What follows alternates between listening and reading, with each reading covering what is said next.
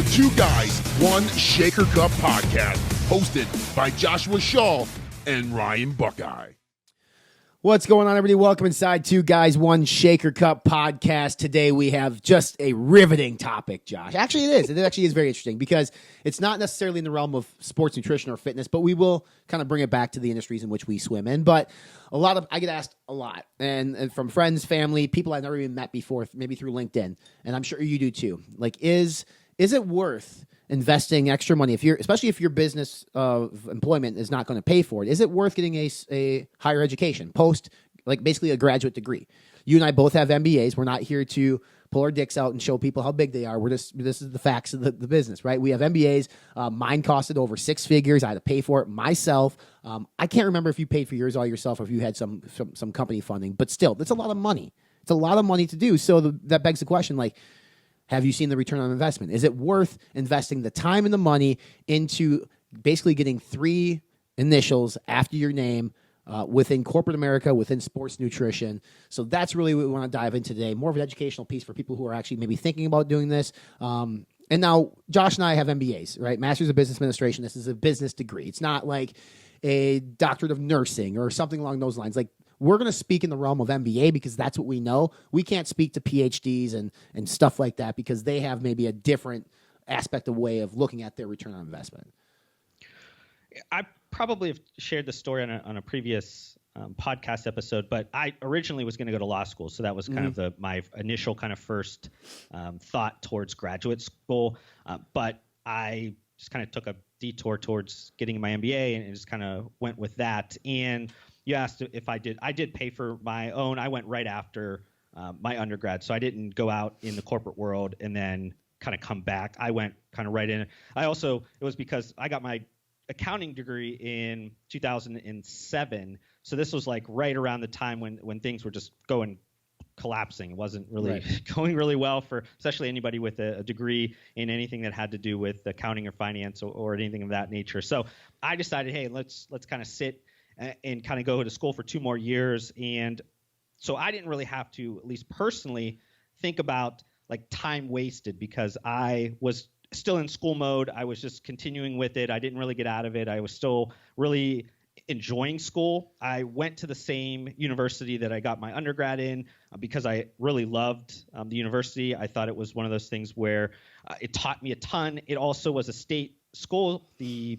second biggest in terms of like attendance in the state of Ohio. So I got a really good experience, but it was a cheap experience as well because I lived in Ohio. It was in Ohio. I didn't have to worry about, all the other expenses that come involved with that. And because I was involved in the community already of Kent State and had internships and had an undergrad degree also in the School of Business, I was able to, get some internships and get some things that ultimately almost paid for the majority of my MBA when I got out of it. I worked throughout the time. I went and I kind of did like an executive MBA type of a track, but I was a traditional student. So I worked during the day at internships, and then I took primarily night classes just because it worked better for my schedule. I was able to pay for it. I didn't want to go out of college and have a ton of debt under my name. So my personal kind of economics around the decision of my MBA is probably going to be much different than yours. But I think that regardless, it's something that I personally thought of before I kept going. I don't know. Did you think about those things? Because there's this big discussion, and this is probably one of the things I get most heated about. Most of the time on these podcast episodes, we get to hear about what Ryan gets heated about, but this is something that I get heated about. And this is around like all these people that took out all this debt in college and didn't think they had to pay it back. Yeah. Like, what the fuck are you like? What the like? The concept of a loan is you have to pay it back. I don't understand just the fundamental vehicle in which you took money out is that you have to repay it with interest. You don't just get to take that money and just, it's zero interest and then eventually you give it back to them and you just give them the same. Like that person took on risk to give you that money. You might default on it and you have to pay them back with interest. So I thought of that. And that's also because I think the accounting brain and all that, you know, I got that beat into me in my undergrad. So when I decided to sign that letter of intent or whatever to go get my MBA, I thought about the costs. I thought about the total cost, what it was going to, ultimately cost me at the end of the day, and how do I limit that when I finally hit the ground running when I get my first job. So I probably put a lot more thought into it. I wish a lot more people probably would do that as well. Did you think about any of those things, or was it one of those things where you're just like, hey, I know I need to get a kind of a continuing education. I need to get a graduate degree. I don't necessarily care what it's going to cost me in the short term because I'm going to ultimately make it up on the back end. Both, exactly that point. So our paths are completely different. So what Josh was just talking about, some people will say Josh's route is a no-no. And why I'll say that is because what I've been told, and this is it's just personal preference, but some people will say go get your undergrad, go work for a couple years, then go back to get your MBA after you get some real world experience. What Josh said is he basically went from his undergrad to his MBA. There's nothing wrong with that, but you're going to hear people tell you to not do that. I'm sure you probably heard that before too. Is they want you to get real world experience because some of that real world experience you're going to get, you can actually apply that into the classroom, and some of the things start to make a little bit more sense versus it just being textbook related. Because if you're strictly textbook, sometimes you don't necessarily have that real world experience. Now, in your case, a little bit different. You had internships during the day. So technically, you were getting real-world experience while going to school. A pseudo part-time program, I'll be the full-time student. So, my thing to those, like, if you're going to go from undergrad to your MBA right away, do what Josh did and get internships. You have to work. Try to get some of that real-life experience because that's going to make your $100,000 education mean so much more. And number two, Josh, and I want to get your thoughts on this, and then I'll dive more into my story, but doing your graduate degree at the same school as your undergraduate degree, there are the people in education saying you should not do that either. You should pick different schools because the one school system has such a way of teaching. Like I went to a university in Wisconsin. There's a liberal arts school. My MBA, I went to the University of Minnesota here based on proximity and close, and it ended up being a really good program. But have you heard that, right? That you should not do the same school as your undergrad. They want you to go and do something somewhere else. Yeah, I've definitely heard that. I think that for me particularly, I didn't really have much choice because of just the sequence of events. Like I said, I went and took the law school exams and everything, and I was kind of going through that process. And then by the time I realized I didn't want to do that, I kind of had like a week to take my GMAT, which is the entrance exam, if people are not all that aware. And then I had to apply. So it was one of those things where I kind of walked into the dean's office already having all of this history at the university and saying, hey, I have 3.8 whatever GPA in my accounting, one of the most kind of difficult areas of business. Like I could handle this. You guys don't need to go through this whole process of like trying to get me, going through, questionnaires or all these different things. I could kind of just get going. So it was, for me, it just kind of worked out in that way. Now, if I transport myself back to that time and I would have had the time to actually go and apply to different business schools, I think I've also mentioned this on one of the podcast episodes that I would have definitely probably went more towards trying to go to like a Stanford or a Harvard or something, like trying to get into a top tier school, at least giving it a shot and seeing if I could be in that highly competitive environment and get something completely different out of the experience. So, I totally have heard it. I think just my particular situation, I didn't have much other choice. Yeah, I mean, you've done well for yourself, so it's not, again, take everything that people tell you with a grain of salt, even what we're going to tell you on this podcast. But for me, I knew I've always wanted to get a PhD. I wanted to be a college professor. So I knew from the get-go I was going to get an advanced degree. I also knew I didn't want to go back to my hometown like the vast majority of people that I grew up with, because basically you get trapped in that town, you're not going to get out. So I knew I was going to spend whatever it took to get out and to move on to do it. Now, did I know that the MBA was going to get me a job? No, I didn't. I took a shot. Once upon a time, having an MBA meant something, at least a lot. It meant quite a bit more than it does now. And that's not to discredit MBAs at all. That's not to discredit what Josh and I have, because it's presented us opportunities in our life that I don't think either of us would have had a chance to seize had we not had the MBA, at least in my case particularly. So I knew I was going to take on debt, but I also knew I had to pay it back. Bernie Sanders is not the president, people. You have to pay back these loans. There's no free college education. So fast forward now as we both have MBAs and we look back on everything that we've accomplished. I will fully admit the first job I took post MBA was not a job that required an MBA. I was making a salary of somebody who had an undergrad degree. So I was not being compensated for, a lot of times what they'll do in these classrooms is during the, I did the part-time program. So I worked full-time while going to school at night. So I did 4 years. I also had some real life experience before going back at my MBA, which was great. But they'll on the screen on one of these PowerPoints that they'll show you, they'll be like, here's your earning potential after you get your MBA. And I'd see this big ass number. Like for an MBA, I think it was like 95, maybe 100K, something like that. And I was like, wow, that's a lot of money, because my first job out of college at Eau Claire was $30,000 a year. And that was like good money back then. And back in 2009, 30K a year was good money.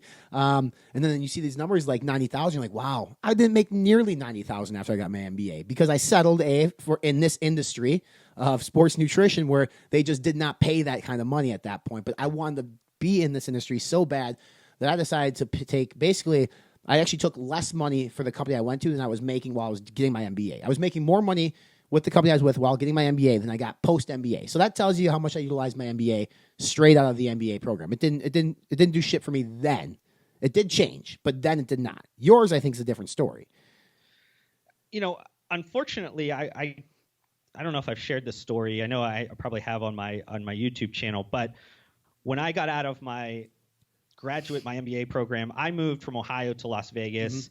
On a whim kind of a thing. Also, where I grew up is one of the poorest metropolitan areas in the United States. It's just not necessarily a place that, a very kind of like excitable young person wants to be, that has an MBA. You're not going to get your return that you would initially probably hope to get in the jobs that you hope. There's just not that availability of professional type of jobs in the same amount of quantity. But I moved to Vegas because I had a buddy that was living out there. I had a bunch of buddies actually that was living out there, and he said, "Hey, you can post up on the couch. You can be out there, and you can just try to find a job." So I didn't go out there even having a job.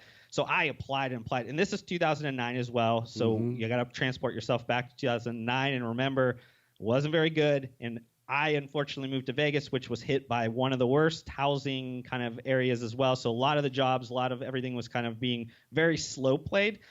I think the MBA was useful because it got me in the door. Right. I think that was most important. And I think that hasn't changed. Having the MBA gets you in the door in the opportunity. Now you have to end up, closing the door and actually making it happen for yourself. But at least it gets you in the door. But I had interviews all over the place. But the position and the job that I took had nothing to do with my MBA, because I took a job that I needed to make money because I was living on a buddy's couch in Vegas, and I needed to get off on my own, and it was one of those survival type of a situation. Now, in hindsight, the year-ish plus that I spent at that position, I learned a ton, and that was really applicable for later in my life. But at the time, it was something that I wasn't all that, excited to do. It was more of I had to pay bills, which this goes back to one of my hot buttons is that, I took that job not because I wanted to feel fulfilled in my life and I wanted to do all these things. It was because I had debt and I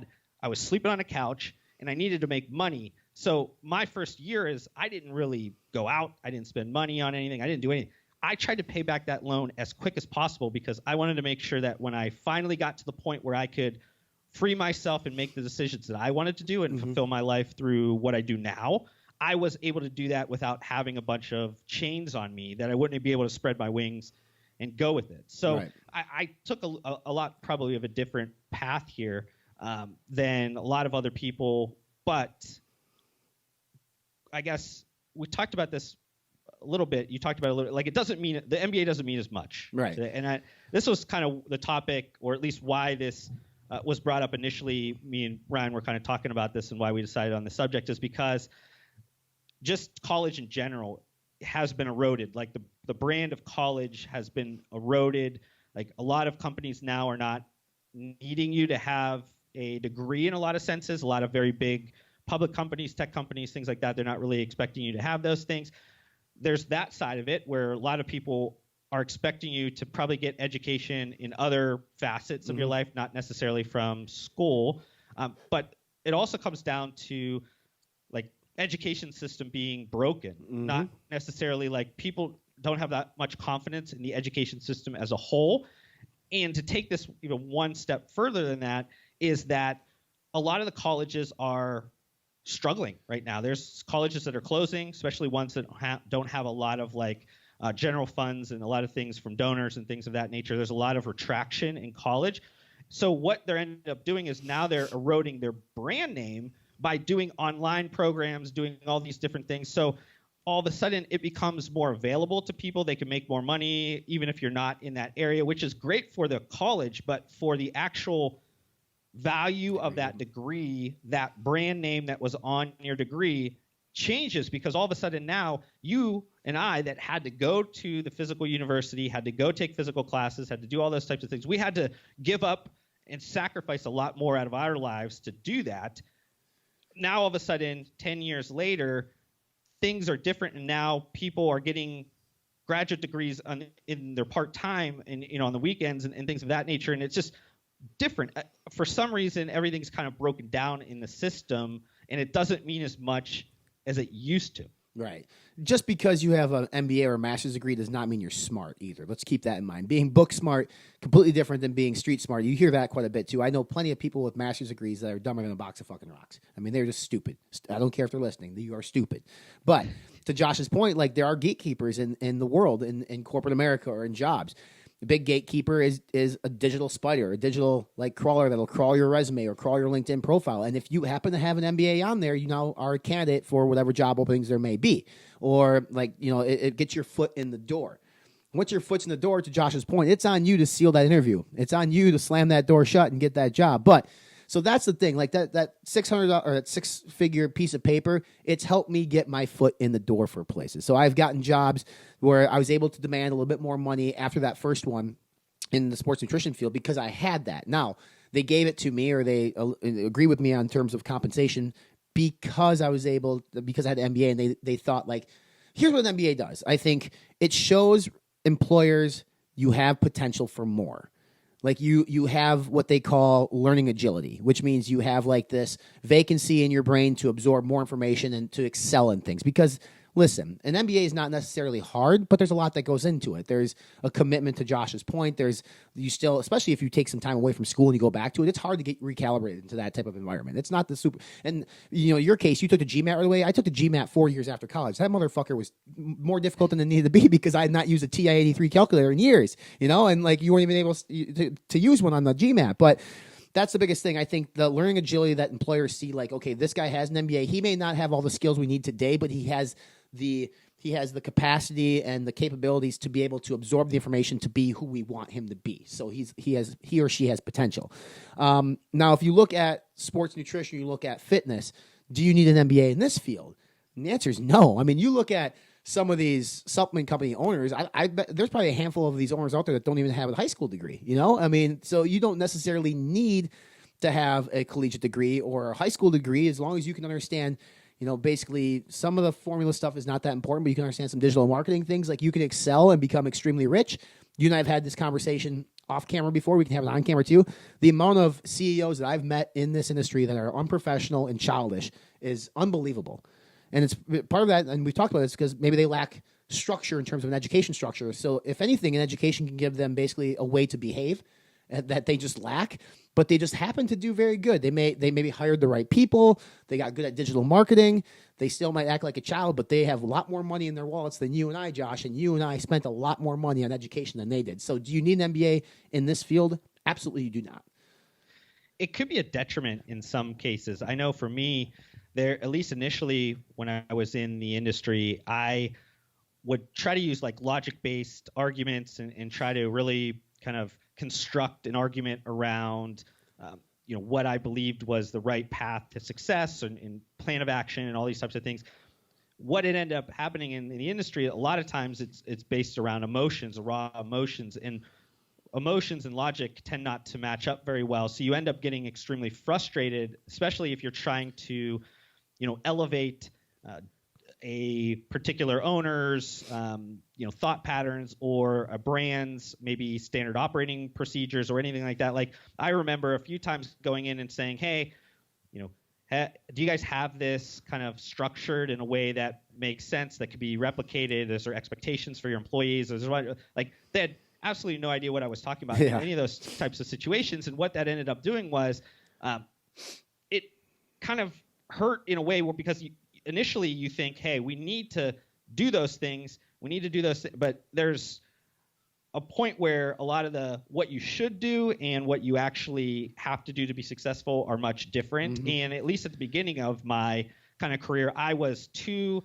stern on, the right way to do things over, what is actually going to be the best situation for that particular situation, that particular set of like variables within the company. So to me, I think in a way, it also kind of is detrimental because we think a certain way, and for us to try to put that on somebody else, it's not going to be useful for what we want to try to accomplish. So we end up having to put ourselves backwards a little bit, maybe dumb ourselves down in a certain sense. I had a really good conversation with somebody through private message in the last couple of weeks, and they said, hey, your content that you put out on your channel, like 90% of it goes over the industry's head. I know that because I've talked to people, and I said it's depressing because that is even my like tame version of what I really would want to say on camera, but I tend not to get too far in the weeds on certain things. So it's it's one of those things where if I was going back, maybe I don't know, it kind of detrimental to my situation in a sense. And I'm doing obviously something much differently than you are doing. So again, we're going back to like personal, things, variables that might not apply in the situation of the people watching. I think for like your YouTube channel, sure. But I mean, for your business, your consulting business, I don't think it's a detriment to you at all. I think actually you having that, and you can correct me, maybe you think it is, but if I was a brand and I'm seeking advice from someone who knows how to run a business and the case studies and the businesses and brands that you worked with while at Kent State, I mean, those are some reputable businesses and brands in a different industry. And you can learn so much from different industries in which we are in such this funnel, this little tunnel in this industry that sometimes we fail to look outside the industry and we just look at what our neighbors are doing, and that's just a trap.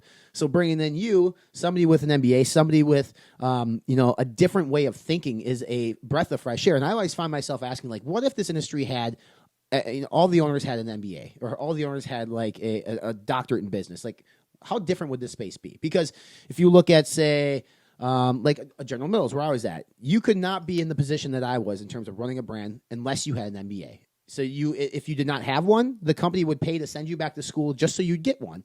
So because they wanted somebody with that type of capability to be in that position, because there are some big time decisions that need to be made that the skill set just comes along with the education. Obviously, you still have to close the door and all that stuff too. But so you look at some of these Fortune 500 companies and CEOs of these companies, chances are majority of those CEOs, I'm not saying all of them, probably have some sort of graduate degree of some sort from a Harvard, a Yale, Stanford, could be a Wisconsin, could be a Minnesota. I mean, could be a Kent State too. I'm sure you know plenty of MBAs from your alma mater who are heading up companies right now that are doing very, very good. Versus this space, I can't name one, and that's not. Maybe I'm missing out on somebody right now, but I can't name one in terms of like sports nutrition supplements. I know some very smart people, but I don't know one that has a graduate degree.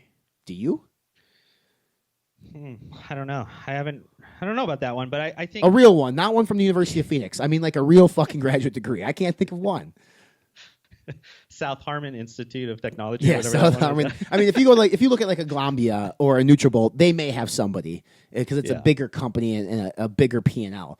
But just some of your labs, supplement companies, guarantee they don't got one. And that's not to say that's a bad thing, but they just don't. So they don't think though, and they don't speak the way they don't look at all the repercussions of their decisions. I think like we would lay them out a little bit more and think more strategically versus just making rash, quick decisions.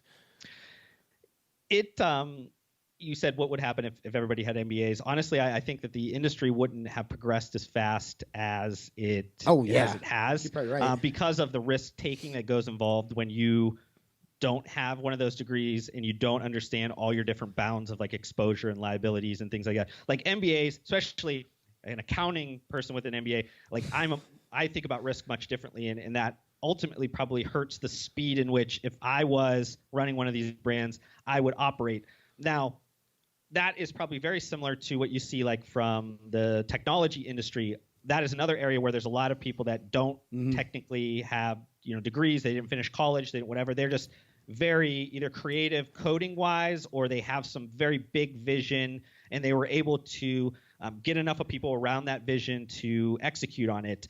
And those two industries usually have the most innovation, usually move the fastest, and that helps them. Now, what breaks down is when the companies get bigger. You know what I mean? When, especially in the sports nutrition or supplement space, is that eventually it gets to a point where you have to then be an operator. You have to understand how to run a business. You need to understand the X's and O's, the blocking and tackling of business. And that's what breaks down, because if you don't have that background, usually then either you create a shooting star and it crashes. That happens more times than anybody could even understand. And that's why a lot of times when a brand is going really fast and everybody's gawking at it, I start to laugh, because I realize that, if they don't change, they're going to be easily down in the dumps in the next year or two. So usually then the shooting star happens, or somebody comes in like private equity or somebody like that has a bunch of MBAs and a bunch of analysts and a bunch of whatever. And then they basically say, hey, brand X, you're no longer the CEO. I'm going to make this $20 million investment or $50 million or $100 million investment. You're no longer the CEO. You're going to go move to a visionary position of whatever. You're still going to make the money, but we're going to bring in an operator. We're going to bring in somebody that knows how to build a business up to $200, $300, $400, $500 million, and then we can exit it to a General Mills or something like that. Right. Because usually those people are not the same. So initially, at least at the beginning, now we're still kind of in this infancy, I guess, of sports nutrition. It probably would be hurtful for everybody to have MBAs, but eventually brands need to have somebody either inside their four walls, or they have to give up the reins eventually and say, hey, we're going to change because we want to get to 100 million, 200 million, 300 million in sales. And that's a much different business than it is running a $20 million brand. You can run a $20 million brand with your eyes closed with no degree, but a 200, 300, it takes a very special person. And I know that people listening to this are like, well, what about Zuckerberg? Those are special people. Those are people that, that's somebody that got into Harvard that could have easily, probably went and got 25 PhDs if they wanted to, right. But they realized there was an opportunity to make money and not stick around in Harvard and just deal with a bunch of teachers trying to tell them what to do. Different thing. I don't want anybody to kind of confuse those two, because those are much different situations. Well, what's the number in this space? It's like $10 million is the number where a lot of brands just find themselves stuck at. They reach 10 million and then they don't know how to go from there. And that's where I think our way of thinking, again, not saying we are better than anybody else, but the way that we were we're taught to think allows us to think differently to hopefully take a brand from like a 10 million to a 20, 30, 40, $50 million plus company. But then again, special people like Aaron Singerman, for instance, I don't believe he has a college degree. He's going to have himself a $100 million brand here very soon. That is just something that's very special. And I always kind of scratch my head then when I get brands that'll call me and be like, how does he do it? How is he building the brand? Well, are you not watching what he's doing? Are you not watching what Redcon's doing? It's clear as day what he's doing. He hustles, but he's also making very smart strategic decisions with his brand that somebody like you and I would probably make, and he doesn't have the acronyms or the degree, and he does not need it. But again, special people can do special things, and he's got a great team, and team is also a big thing, right? You said, I believe on a previous episode, the true value of an MBA is how many employees you can hire, right? Is that what you said at one point, something like that? Yeah. Very similar to that. So the true value of an MBA, and I liked it. I took away from that episode. I was like, that's strong. That resonated well with me too. But it's like hiring the right people. You hire the right people, you can be the dumbest fucking MBA on the planet, and you can be an amazing company. Because at some, you think about big CEOs of companies, even like Jeff Bezos, he doesn't do a whole lot probably anymore. He has people that make a lot of decisions for him, and he ultimately kind of checks and signs off on things. But he has the right people in place to make decisions to keep that brand going. Once you're able to get to that spot, you can do that. But you have to go through the nitty-gritty and the grind. And in this case, a lot of people will get to that maybe $10 million mark, and then they're stuck. And if they're fine with that, that's great. I'm the type of person, and I believe you're the type of person who we kind of always want more. We don't like to settle. We're not content. We always want more. And whether that's a good thing or a bad thing, it's called drive, and we have it. And not everybody has that. But we have the drive. We have sort of the way of thinking, the strategic way of thinking that we can take things, obviously, to the point where you and I run our own businesses. And if it wasn't for basically bandwidth, our businesses both would be much larger than what they currently are. But you and I both don't have a ton of employees working for us. If we had a team of people and we hired the right people, both J. Shaw Consulting and Fitness Informant could be much bigger today than they are. And eventually, I would assume you and I both will probably do those things and get to where we want to be. Yeah, I'd like to hope so. I mean, I like to stay positive and believe that don't know exactly how much time we have in this episode. I know we try to keep these like 30 minutes to be digestible for people if you're doing cardio or your drive to work or whatever it is. We don't want to do these like hour-long, Right. 2-hour-long type of podcast. But I want to put us in a hypothetical situation, and I'll ask this first to you, Ryan, is that if you were a college graduate or maybe even like a high school graduate in 2019, 2020, would you do the same thing you did, making that decision 10 plus years ago, or would you go about getting your education differently?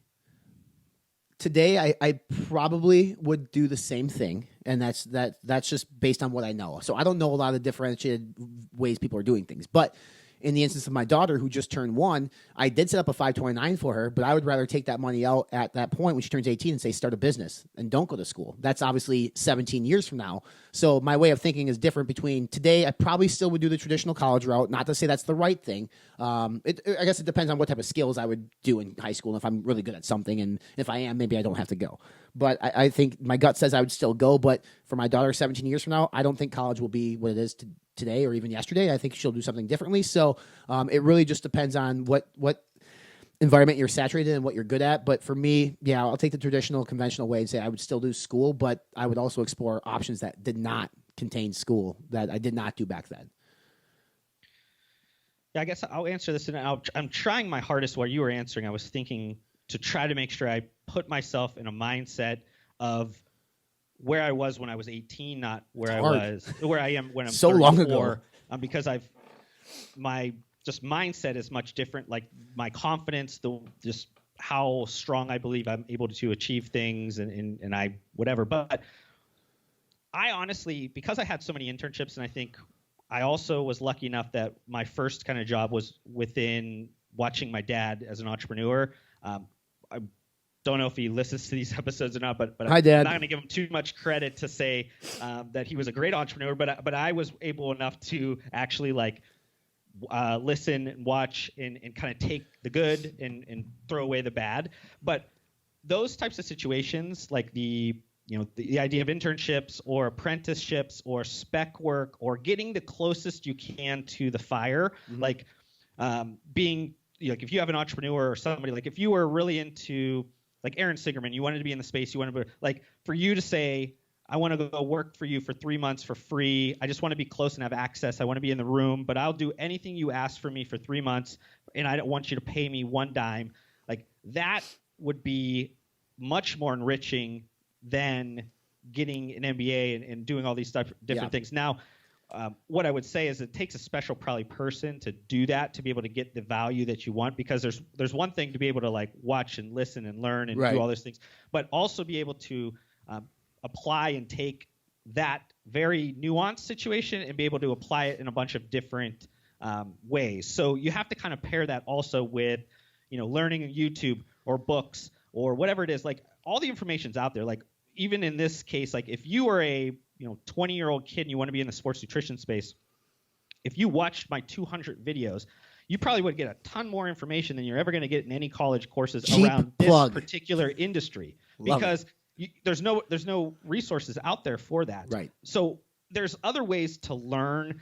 I would say that now, knowing what I know, and I would probably go in a different way. I still love my MBA. I love the experience I got. It taught me probably a very unique way to think about everything, and I think that's probably creating a ton of bias in this decision that I'm telling you right now. But I think that overall, now seeing how widespread information is disseminated across everything, and there's this really good information, especially if you're able to pick apart the good and the bad. Like you could get so much information. I mean, there's things that you and I learn on a day-to-day basis that is PhD level plus that we're getting for free. We're getting access to for free. We don't have to go and pay $100,000 plus to go get those extra letters behind our name. Doesn't mean that we're not at the level of those people, but we've accumulated that knowledge from our own grit and our own actually going out and finding that information that we know is going to be viable to us in our own career. So I'm probably putting a ton of bias on 18-year-old Josh. He didn't really think like that, but right. I wish I did, because I probably would maybe even have accelerated my life a lot quicker. So I would say, if somebody's listening to this, I don't know if any young people ever listen to this or not, but if somebody maybe has a younger child that's getting to this point, that's listening to this, maybe you think about this things differently. Right. Think about I'm things sure they differently. do. Don't just push it on them. Don't just push college. Don't just push these ideologies of the decades past. Like, things are different. Life is changing. Ways to make money are different. Ways to accumulate knowledge and power are much different than they were before. And make sure you're playing the game, playing the chessboard that's available to you. Don't play the one that was available to you in 1980 or 1990. 100%. I mean, I would go back to college just because I had a great time. I had a great time in college. I can't replace some of those late nights. I mean, that was well worth the price of admission. But in terms of an actual education, you could go and do an internship or an apprenticeship somewhere and learn so much more. Love to hear what you guys have to say over on our Facebook page. 2 Guys, 1 Shaker Cup. We are on iTunes, Spotify, and YouTube as well. Leave us a comment and subscribe to those podcasts, because it's interesting. Like, what would you go back and do something differently? That's a good question. It's hard, like Josh said, to put yourself at the age of 18 again, especially if it's been as long as it's been for us, which, I mean, we're not super old, but it just seems like a long, long time ago to be 18. Or if you have kids currently, like what they're thinking, because I think kids nowadays are thinking differently in terms of, like, I don't need a college degree. I can go and I've been coding since I've been 8 years old, so why not just get a coding job right away? And that's cool too. So again, 2 Guys, 1 Shaker Cup on Facebook. Check us out on iTunes, Spotify, and YouTube. Until next time, everybody, behave yourselves.